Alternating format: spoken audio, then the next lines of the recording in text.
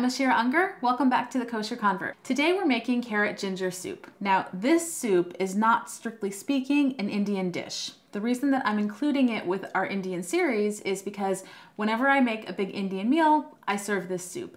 And that's really because the flavor profile of the soup goes perfectly with an Indian meal, and you'll recognize, if you've been following our Indian series, that some of the spices and a lot of the ingredients are very similar. So of course, for carrot ginger soup, the first thing we need to start with is carrots. This is 1 pound, peeled and chopped.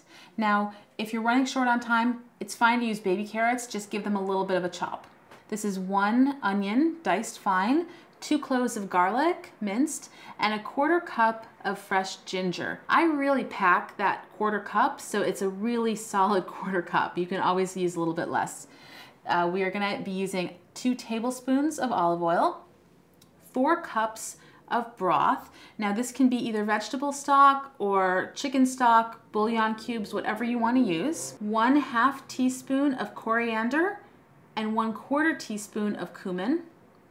1 tablespoon of honey, and then I have 1/4 cup of light coconut milk here. You can either omit that or you could increase it to 1/2 cup depending on taste. Start by heating the olive oil and then add the onion and let that cook until the onion is about translucent.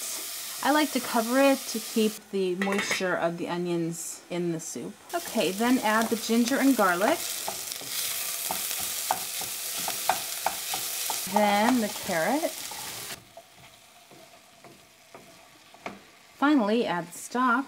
You can use broth or stock or bouillon cubes, whatever you'd like. And I want this recipe to be parve, so I'm doing vegetable stock today. Bring that to a boil. Okay, now that that's started to boil, let it cook until the carrots are nice and soft, and then it'll be time to blend. This is the blending step. The most important thing that I own in the kitchen is my immersion blender. This is one kitchen appliance that I actually think is really worth investing in because I use it all the time.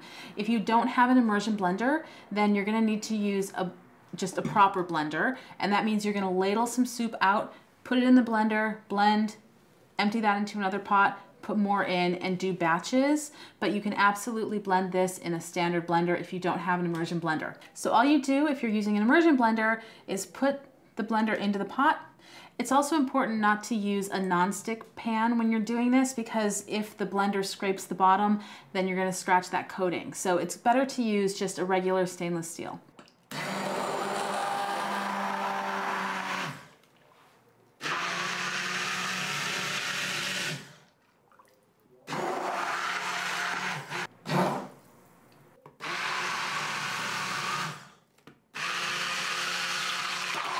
So once you've blended it, it probably was less than 5 minutes. It should look like this. It's nice and smooth and you have no chunks. Once you're done blending, it's time to add the spice mixture.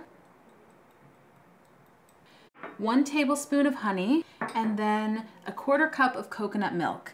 Now the coconut milk cuts down the ginger just a little bit so it's not quite so hot.